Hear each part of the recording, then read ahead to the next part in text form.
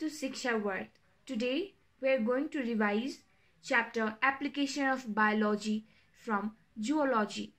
So in this chapter we'll mainly discuss about context of Nepal, like what kind of profession is suitable in Nepal, what kind of vaccines are used here, and what are the types of organ transplantation, what is the point of having surrogacy, and importance of surrogacy, and all that stuffs like that. So let us begin here.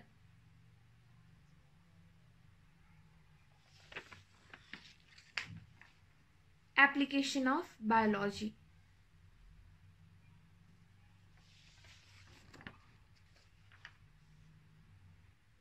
So the first topic is organ transplantation and its types. Organ transplantation भनेको चाहिँ के हो त? It is a medical procedure in which an organ is removed from one body and is placed in the another body of recipient to replace damaged or missing organ.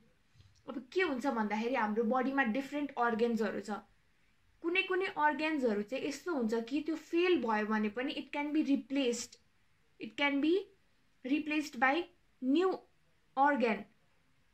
अरु कसैको अरु कुनै मान्छेको अर्गनलाई ट्रान्सप्लान्ट गर्न सकिन्छ. It is known as organ transplantation. It is needed when an organ has failed to perform because of illness or injury. कुनै पनि कारणले गर्दाखेरि त्यो अर्गनमा चाहिँ इलनेस और इन्जुरी और प्रपर फंक्शनिङ हुन छोड्यो भने चाहिँ हामी organ transplantation गर्छौं. र कस्तो कस्तो अर्गन्सहरु चाहिँ ट्रान्सप्लान्ट गर्न सकिन्छ भन्ने क्युरियोसिटी छ भने organs that have been successfully transplanted includes heart, kidney, liver, pancreas, intestine, thymus, lungs, हैन. अनि tissues include bones, tendon, cornea, skin, heart valves, nerves and veins. यो organsहरु र यो tissuesहरु चाहिँ ट्रान्सप्लान्ट गर्न सकिन्छ. र ट्रान्सप्लान्ट गर्नेको पनि आफ्नो टाइप्सहरु हुन्छ. And the types of transplantation are autograft or autotransplantation, allograft and allotransplantation, isograft, and xenograft and xenotransplantation. यो autograft or autotransplantation भनेको चाहिँ के हो भन्दाखेरि एउटा मान्छे लाइक एउटै मान्छेबाट एउटा बडी पार्ट देखि अर्को बडी पार्टमा ट्रान्सप्लान्ट पनि गर्न सकिन्छ. हो त्यो ट्रान्सप्लान्टेसनलाई चाहिँ autograft or autotransplantation भनिन्छ. जस्तै फर एक्जाम्पल कुनै एउटा पिस अफ बोन भनेको जस्तो एक्जाम्पल हिप बोनको मासु अथवा बोन चाहिँ निकालेर त्यो पिस अफ बोनलाई चाहिँ अरु कुनै अर्गन अरु कुनै ठाउँमा ट्रान्सप्लान्ट गरियो एउटै मान्छेबाट. यदि त्यसरी ट्रान्सप्लान्ट गरिन्छ भने त्यसलाई चाहिँ अटोग्राफ्ट अर अटो ट्रान्सप्लान्टेसन भनिन्छ. र यो केसमा चाहिँ रिजेक्सनको कुनै पनि चान्स हुँदैन किनभने आफ्नै बडी पार्ट्सको ट्रान्सप्लान्टेसन हो. यसमा रिजेक्सनको चान्स हुँदैन र it is 100% successful. Whereas allograft or allotransplantation भनेको चाहिँ यो ट्रान्सप्लान्टेसन भनेको चाहिँ it is the organ or tissue transplantation between two genetically non-identical members of same species. I'm telling you, non-identical members of same species. भनेको non-identical members भनेपछि चाहिँ twins हैन कि डिफरेन्ट मान्छे हैन. डिफरेन्ट मान्छेबाट चाहिँ ट्रान्सप्लान्ट गर्ने भनेको नर्मल ट्रान्सप्लान्टेसन भने जस्तै अब किडनी, लिभर, लंग्स, प्यानक्रियासहरु ट्रान्सप्लान्ट गर्ने. यो केसमा चाहिँ फेल पनि हुन सक्छ, ट्रान्सप्लान्ट रिजेक्ट पनि हुन सक्छ. किन भन्दाखेरि आफ्नो बडी बाहेकको अरुको अर्गन फरेन मटेरियललाई चाहिँ यसले नचिनेर it can attempt to destroy as well. So यो it has chances for rejection. Whereas isograft भनेको चाहिँ it is between transplantation between two genetically identical individual. Two genetically identical individual जस्तै between twins चाहिँ isograft हुन्छ. र यसमा चाहिँ no rejection because यिनीहरू दुवैजनाको चाहिँ जेनेटिक कम्पोजिसन एउटै हुन्छ। र जेनोग्राफ्ट र जेनो ट्रान्सप्लान्टेसन भनेको चाहिँ कस्तो हो, यो चाहिँ बिट्विन डिफ्रेन्ट स्पिसिसहरू, एउटै स्पिसिस होइन कि डिफ्रेन्ट स्पिसिसहरू, जस्तै transplantation of pancreatic islets between the fish र प्यानक्रियाज र फिसको बिचमा चाहिँ हामी प्यानक्रियाटिक आइलेट्स ट्रान्सप्लान्टेसन गर्छौँ र यो रिजेक्सन हुने एकदमै धेरै केसेस हुन्छ। त्यही भएर मोस्टली चाहिँ यो रिसर्च पर्पोजेसको लागि मात्रै हो र ह्युमन बिचमा चाहिँ हुँदैन। सो समरी हेर्दाखेरि के भयो त, सुरुको अटोग्राफ्ट भनेको चाहिँ आफ्नै बडीको अर्गेन्सहरूलाई ट्रान्सप्लान्ट गर्ने, आफ्नै बडी पार्ट्सहरूलाई झिकेर अर्को बडी पार्टमा राखिदिने भयो। एलोग्राफ्ट भनेको नन आइडेन्टिकल बिङमा ट्रान्सप्लान्ट हुने, यो आइडेन्टिकल ट्विन्सहरू जस्तोमा युज हुने भने यो जेनोग्राफ्ट भनेको चाहिँ डिफ्रेन्ट स्पिसिसहरूमा चाहिँ यो ट्रान्सप्लान्ट हुने। र what are the advantages of transplantation, यसको मोस्टली एडभान्टेजेस नै हुन्छ होइन। सो एडभान्टेजेस चाहिँ के हो त भन्दाखेरि इट सेभ्स लाइफ। यसको मेन एडभान्टेज भनेकै सेभ्स लाइफ। मान्छे अर्ग्यान नभएर मर्न पनि त सक्छ नि त। सो नयाँ टेक्नोलोजी, नयाँ यो हुन्छ नि एडभान्समेन्टले गर्दाखेरि चाहिँ एउटा अर्ग्यान फेल भयो भने we can transplanted and it can save life. Another second chance at life भनेकै त्यो, अब एकचोटि मर्न आँटिसकेको मान्छेलाई फेरि लाइफ दिएपछि सेकेन्ड चान्स अफ लाइफ भयो। Provide opportunities for medical research, जस्तै जेनोग्राफ्टमा के भएको थियो, त्यो मेडिकल रिसर्चको लागि। सो मेडिकल रिसर्च गर्नको लागि कति कुराहरू चाहिरहेको हुन्छ, कति सब्जेक्ट्सहरू चाहिरहेको हुन्छ होइन। सो त्यसको लागि चाहिँ यो एकदमै हेल्पफुल हुन्छ। वेयरएज डिसएडभान्टेजेस भनेको चाहिँ prolonged suffering of the family of donor, possible transplant rejection, possible surgery complication, अनि very expensive। obviously पनि organ transplantation एकदमै expensive हुन्छ र यो कहिलेकाहीँ रिजेक्सन हुन्छ भन्यो, त्यो आफ्नो अर्ग्यानले चाहिँ आफ्नो बडीले त्यो अर्ग्यानलाई एक्सेप्ट नगरेको केसमा चाहिँ यो अर्ग्यान ट्रान्सप्लान्ट रिजेक्सन हुनसक्छ र सर्जरीमा पनि एकदमै अप्ठ्यारो कुरा हो यो। सो सर्जरीमा पनि कम्प्लिकेसन्सहरू आउन सक्छ। So these are the pros and cons of organ transplantation. Now, vaccine and their types. Vaccine भनेको चाहिँ के हो भन्दाखेरि, vaccine is a preparation of suspension or extract of a dead or attenuated germs of a disease which on inoculation on a healthy person provides temporary or permanent active or passive immunity by including antibodies formation। भनेको कुनै पनि dead और live जर्म्सबाट चाहिँ हामी के गर्छौँ त, त्यसबाट निकाल्छौँ, एक्सट्र्याक्सन गर्छौँ होइन। त्यहाँबाट केही पनि एक्सट्र्याक्ट गर्छौँ र त्यो चाहिँ ह्युमन बिङमा इनोकुलेट गर्छौँ into a healthy human being, so that त्यो चाहिँ एक्टिभ और प्यासिभ और पर्मानेन्ट र टेम्पररी इम्युनिटी प्रोभाइड गरोस् त्यसले। जस्तो अब पोलियो खोप भनेर लाइन्छ, polio vaccine, BCG vaccination, tuberculosis भ्याक्सिनेसनहरू छुट्टै डिफ्रेन्ट भ्याक्सिनेसन हुन्छ, जसलाई चाहिँ जुन चाहिँ बच्चालाई जन्मेको यति महिनामा लाउने भनेर तोकिएको हुन्छ। त्यो भ्याक्सिन चाहिँ किन लाइन्छ त भन्दाखेरि पछि गएर चाहिँ यो डिजिजहरूलाई चाहिँ यो भ्याक्सिनले प्रिभेन्ट गरोस् भनेर यो सर्टेन भ्याक्सिन्सहरू चाहिँ जन्मिएको यति महिनामा लाइन्छ, so that it can boost person's immunity, मान्छेको इम्युनिटीलाई बुस्ट गराइदिन्छ र एन्टिबडिज पनि फर्मेसन गराइदिन्छ। Antibodies provoking agents are called vaccines. Due to vaccination immunisation against a particular disease is achieved. भ्याक्सिनको मेन मोटिभ भनेको चाहिँ कुनै पनि एउटा डिजिजसँग लड्ने क्षमता भनेको इम्युनाइजेसन चाहिँ हुन्छ भनेर भ्याक्सिनेसन गरिन्छ। So there are types of vaccines, भ्याक्सिनको पनि आफ्नै टाइप्सहरू छ। त्यो हो लाइभ एटेन्युएटेड भ्याक्सिन भनेको live vaccine, killed or inactive vaccine, toxoids, subunit vaccine, conjugate vaccine र experimental vaccines. Now let us see कुन भ्याक्सिनले चाहिँ कस्तो कस्तो काम गर्दो रहेछ।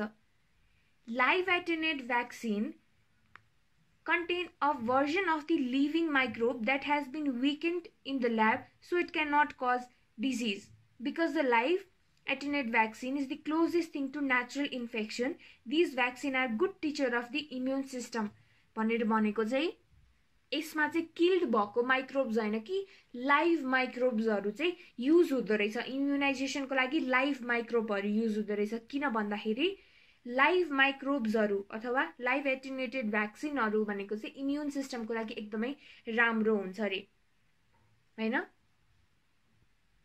सो लाइभ एटेन्युएटेड भ्याक्सिन्सहरु भने चाहिँ कुन भ्याक्सिन हो त, जस्तै स्मल पक्सको लागि measles, mumps, rubella, influenza, varicella, rotavirus, bacille Calmette Guerin that is BCG, bacille Calmette Guerin, oral polio vaccine OPV, yellow fever, zoster जस्तो के भन्ने अब disease, not actually disease but then defect हैन, भाइरसेसहरु के बडीमा जस्तो अब हाच्छिउ लाग्ने, रुगाखोकी लाग्ने, त्यस्तो इम्युन सिस्टमहरु वीक बनाउने कुराहरुलाई चाहिँ लाइभ एटेन्युएटेड भ्याक्सिन लाइन्छ भने किल्ड और इनएक्टिभ भ्याक्सिन्सहरुको लागि चाहिँ कस्तो कस्तो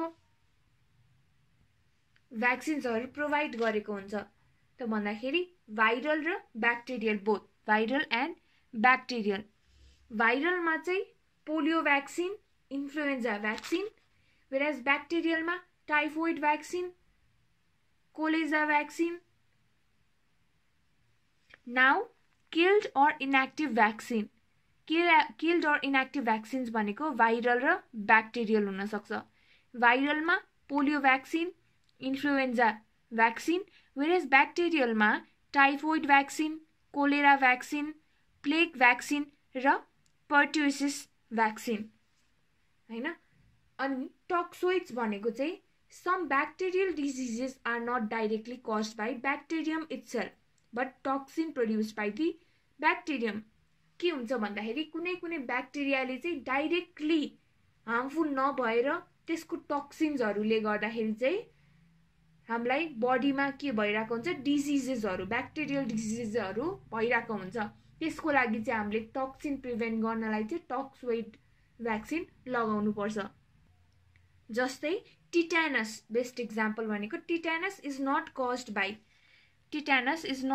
by Clostridium tetani bacterium but by a neurotoxin it produces. Tetanus भन्ने कुरा चाहिँ क्लस्ट्रिडियमले प्रोड्युस गरेको होइन कि क्लस्ट्रिडियमको toxin, neurotoxin that is tetanospasmin भन्नेले प्रोड्युस गरेको हो। यो भनेको न्यूरोटक्सिन हो र न्यूरोटक्सिनलाई चाहिँ किल गर्नको लागि भ्याक्सिन लाइन्छ। They are called toxoids. Example tetanus toxoid लाइन्छ। Next is subunit vaccine. Subunit vaccine भनेको हेपाटाइटिसको लागि लाउने भ्याक्सिन भयो। whereas कन्जुगेट भ्याक्सिन भनेको हेमोफिलस इन्फ्लुएन्जा भनेको HIV, मेनिङ्गोकोकल भ्याक्सिनहरु चाहिँ कन्जुगेट भ्याक्सिनमा पर्छ।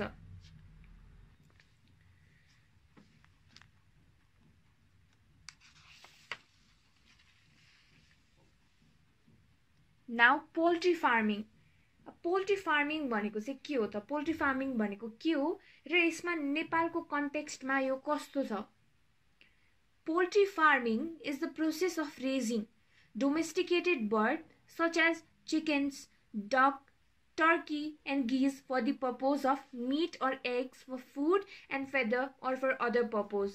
जस्तै कुखुरा पाल्ने प्रचलन छ नेपालमा, that is called poultry farming। domesticated chickens, duck, turkeys, geeseहरु पाल्ने प्रोसेसलाई चाहिँ के भनिन्छ? हाम्रो पोल्ट्री फार्मिङ भनिन्छ। र यो किन एकदमै चाहिँ नेपालमा वाइडली युज्ड हुन्छ, वाइडली यसको बिजनेस चाहिँ हुन्छ भन्दाखेरि यसलाई स्टार्ट गर्नलाई क्यापिटल, इन्भेस्टमेन्ट क्यापिटल चाहिँ एकदमै थोरै चाहिन्छ र यसले चाहिँ एकचोटि यो बिजनेस स्टार्ट गरेपछि भित्र चाहिने त्यहाँनेरि इम्प्लोयीहरू एकदमै धेरै चाहिन्छ, त्यही भएर यसले चाहिँ धेरै मासलाई जब प्रोभाइड गर्ने भयो, इम्प्लोइजलाई जब प्रोभाइड गर्ने भयो र एकचोटि इन्भेस्ट गरिसकेपछि यसको इन्कम ब्याक आउटपुट पनि छिटै आउँछ। So it is one of the good forms of business गर्ने one of the good forms in your own country. यो पोल्ट्री फार्मिङ चाहिँ एकदमै चलिआएको बिजनेस हो। A Nepali eats 4.1 kg and 44 eggs annually, well below the global average. यो चाहिँ report CBS Nepal 2014-15 ले देखाएको, तर यो भन्दा धेरै नै कन्ज्युम हुन्छ। The most common and widely raised poultry are chicken. The different breeds of chicken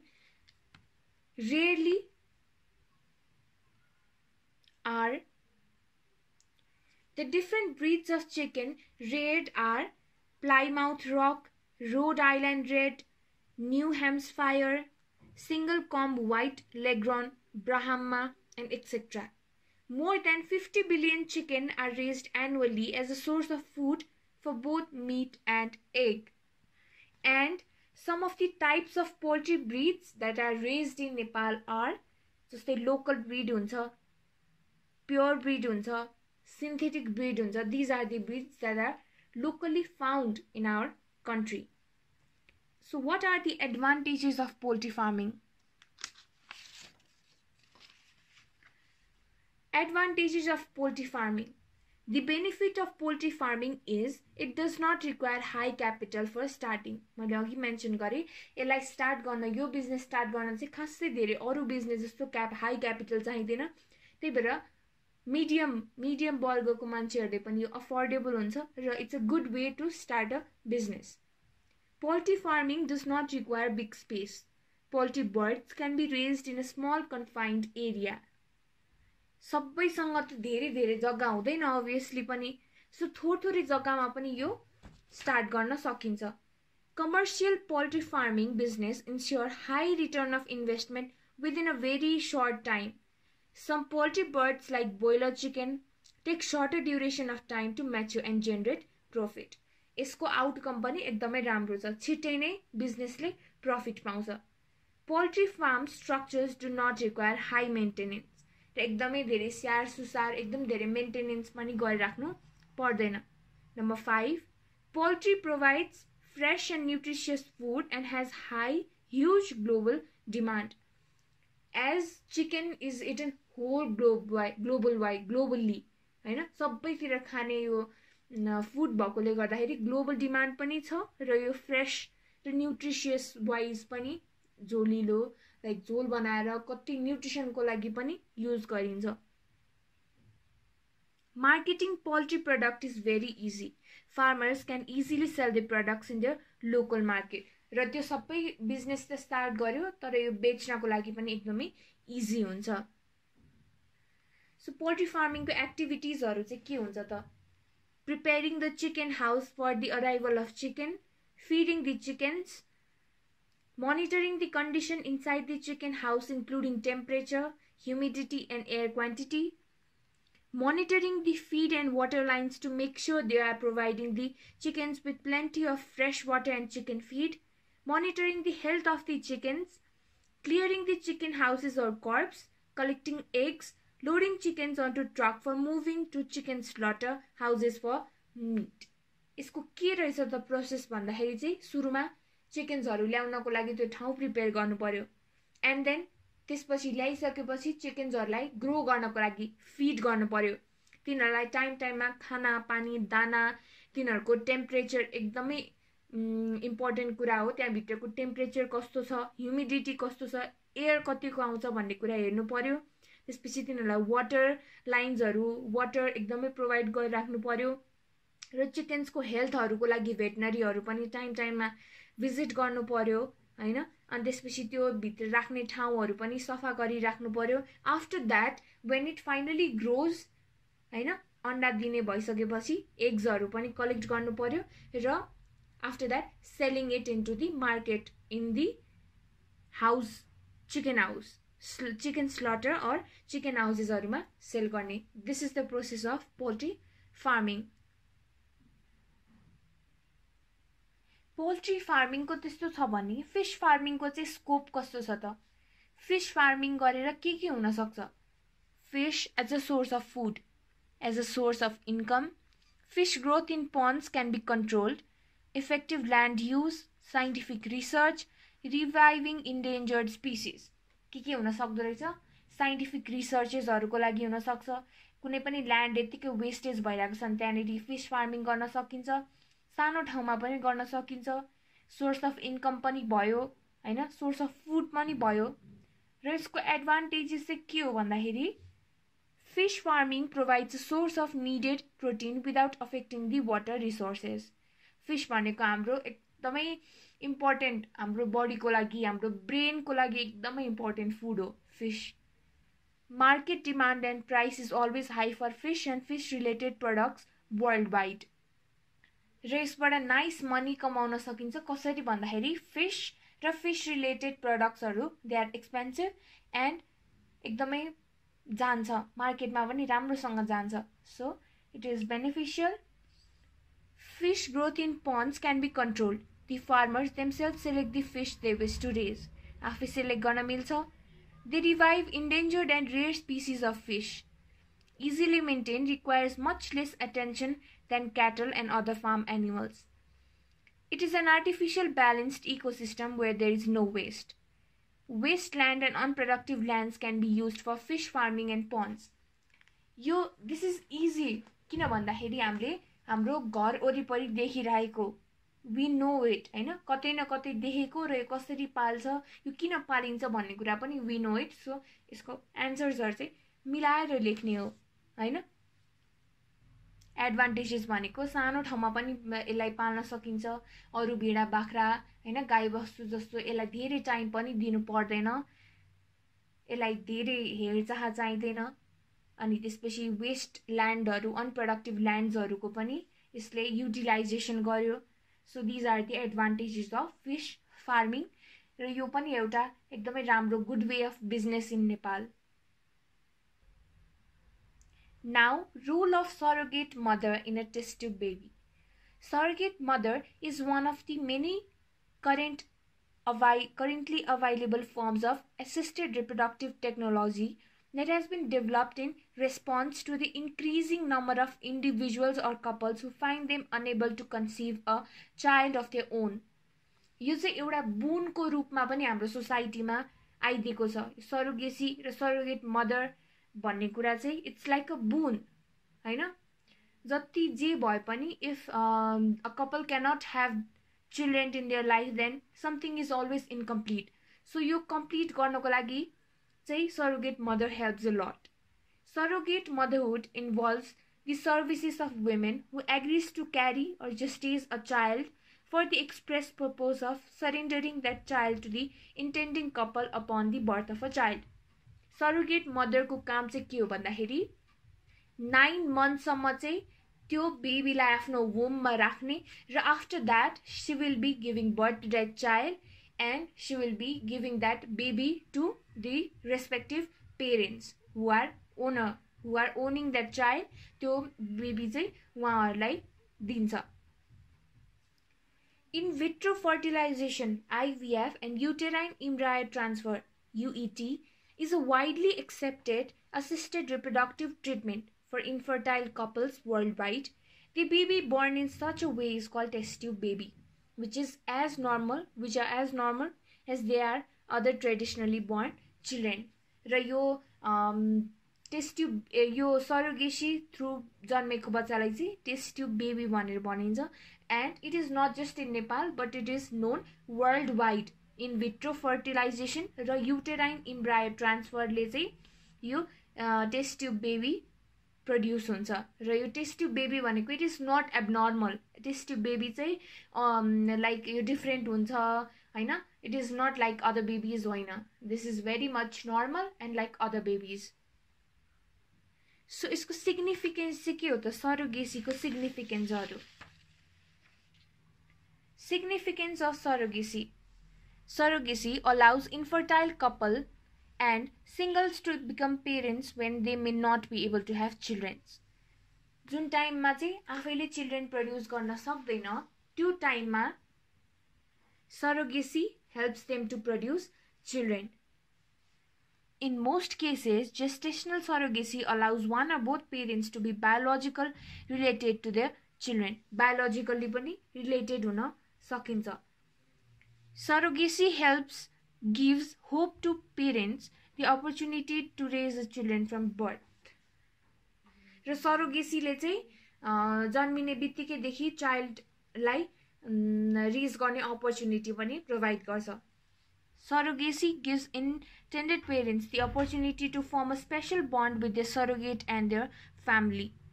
Intended parents are involved throughout the pregnancy in experience and are generally able to present for many key milestones for the embryo transplant to their baby's birth. Embryo transplant देखि लिएर babies बर्थसम्म पनि जुन पेरेन्ट्सहरूले चाहिँ त्यो बेबीलाई adapt गर्न आँटेको हुन्छ they are throughout the process, they are throughout with them in that process. Surrogates have already carried other pregnancy and have proven uterus, increasing their chances of successfully carrying a surrogacy pregnant. This may make surrogacy more likely to be successful than fertility treatments or adoption. अब के हुन्छ नयाँ कपल्सहरुमा चाहिँ यो नहोला, pregnancy successful नहोला भन्ने डर भइराख्छ भने surrogates have other experience as well. पहिला पनि एक्सपिरियन्स भइसकेको र राम्रो केसेसहरु भएकोले गर्दाखेरि चाहिँ प्रुभन युटेरस हुन्छ र this is nice like good opportunities for the parents who cannot have their own baby. Surrogacy gives the intended parents more control and peace of mind throughout the pregnancy than they usually have with fertility treatments or adoption. So यही नै हो simply surrogacy को significances भनेको हैन. यो rare केसेसमा हुन्छ, like एकदमै धेरै रेयर त हैन जोस अहिले त it's frequently done because due to धेरै कम्प्लिकेसन्सहरु आफै हुन नसकेको हैन, धेरै कम्प्लिकेसन्सहरु because they cannot give birth to their own child. त्यस्तो कम्प्लिकेसन्सहरुमा if they have money they can do this. It's a nice option if they have good money. So this is it for this chapter. र यो च्याप्टरमा चाहिँ long questions सोधिदैन, it's just short question. 3 मार्क्सको question चाहिँ 2-3टा सोध्न सक्छ यो च्याप्टर्सबाट. I hope you got whatever I taught you, and all the best and thank you.